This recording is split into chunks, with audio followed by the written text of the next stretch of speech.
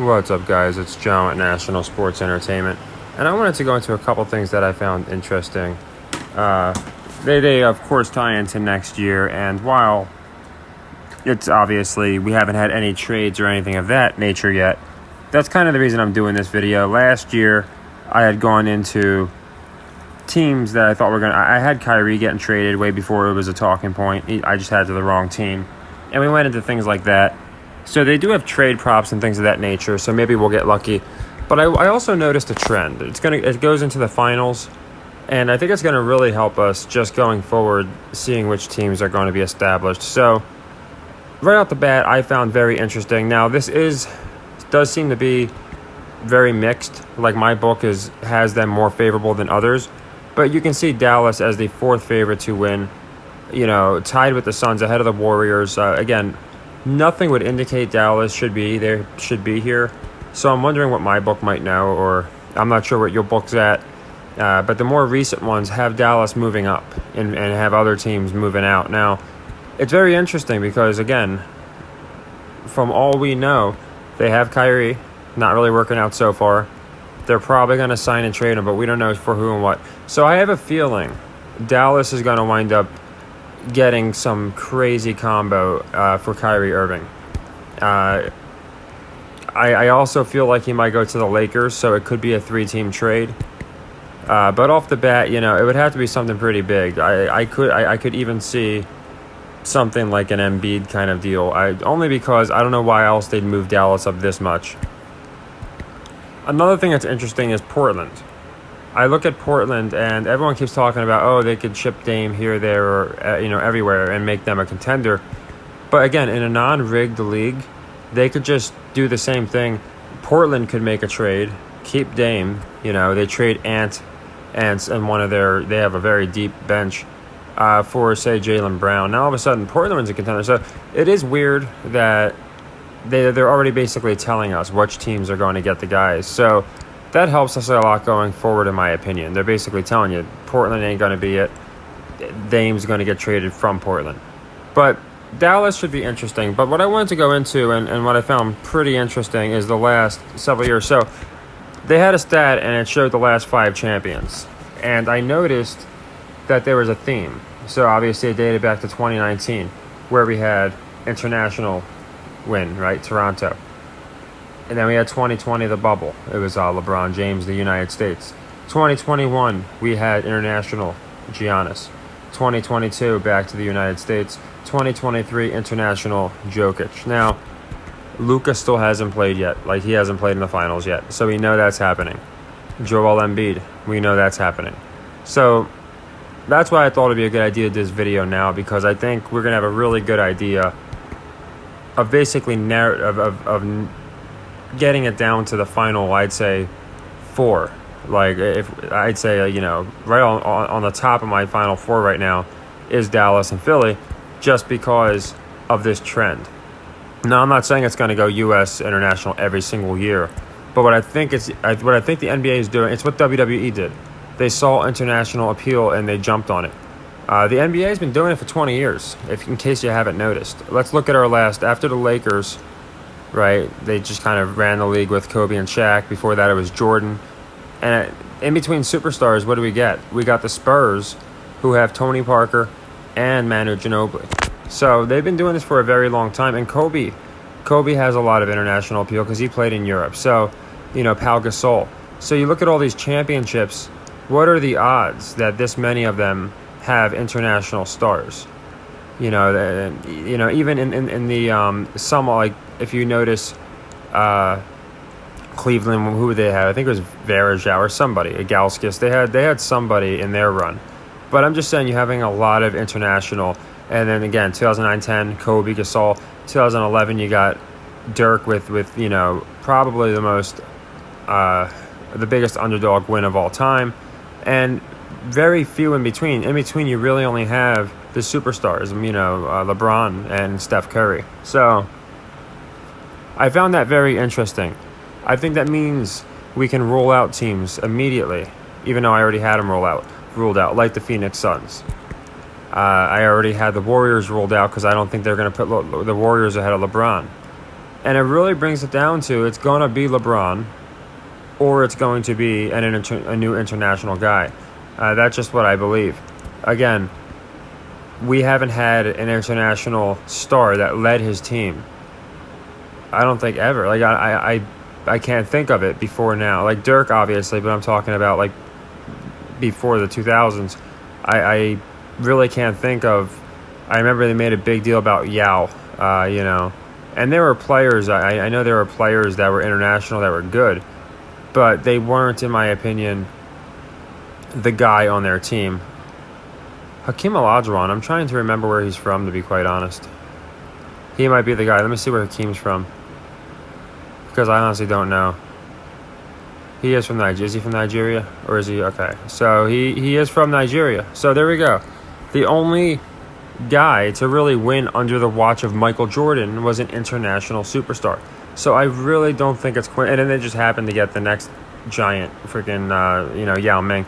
So I just find it all very interesting, and I just can't call it a coincidence, when the ones that are winning the championships when nobody else is, it's either the teams with a lot of international players or the international superstar. So going into next year, we have Denver, who just won, and the one theme that they're seeming to show us is they're not making dynasties of these teams. And I think most people can agree they're not going to make a dynasty of the Nuggets. So it comes down to the superstars and the international stars. And again, if you look at the top 5 teams, three of the top 5 teams, 3 of the top 4 are international. And I think Vegas might know something. There's the only reason Dallas would be that high. The Sixers shouldn't be as high as they are if they think Harden's leaving. I mean, they're falling apart except the Embiid factor. So it's very interesting. It'd be kind of ludicrous to give early season predictions. I do think the Heat are where they belong. There's, I'm the first to admit it. I'm not going to chase them into next year. I think after what we saw, Jimmy said he's going to retire on Miami. He's basically saying, hey, someone brought it up. Okay, he's basically putting over the West, and I think that's exactly what he'll do. He's seen as a Kobe-like player. I think it's a slap in the face to Kobe, but that's kind of what he's being pushed at, as this competitive player who you still want on your team if you're picking top 5 clutch players. Like, they're saying he ran out of gas versus he just gave up and looked outmatched.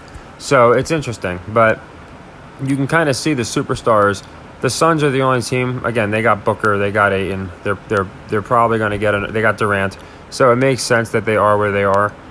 But again, the Sixers have Embiid. That's what separates the Sixers and the Suns, in my opinion. So going into this season, I think we're going to do really well. And mind you, this is before any trades. So once Dame gets shipped to, say, I don't know, I'll just say the Lakers, because I don't know. We can immediately rule out that team, which is another good thing. I can't imagine the team that Dame goes to wins. That never happens. So that's another good thing. Is right now I feel like we can already eliminate Nuggets. We can eliminate the Heat. I can eliminate the Suns. Bucks look pretty promising. Celtics getting there looks somewhat promising. But we're already eliminating a good bit that I just don't think, have a heater out, like I said. Sixers most likely out, depending on what they do with, again, how they build Embiid. But I don't think, again, as long as an international guy in general is in the finals or in the Final Four, they're going to be happy. So Sixers kind of holding out on them. Bucks would make sense because you give Giannis a second one. But I'm just trying to show at a glance how we can already, in my opinion, again, Dallas, Denver, out. And it's because even though I think Dallas is going to make a deep run, I think there's a reason that they're being moved up the listing. And it's not really because they're going to win. It's just because they're going to land a player that's going to have everybody rushing to pick Dallas, kind of like the 49ers last year. So there's just certain teams, Suns again out, Warriors out. So I think just being able to eliminate so many teams is going to make it a lot easier, especially imagine when we get halfway through the season and we're like, okay, these couple teams that we had a feeling about are doing exactly what we thought, etc. But yeah, let me know what you think. Nothing crazy. I just wanted to go into Dallas. I thought that was really interesting. And I think it's interesting that now, after 50 years of not really showing any kind of international awareness, even now all of a sudden we have international guy in the championship every other year almost. So good things look in the future are looking up for the Spurs, in my opinion.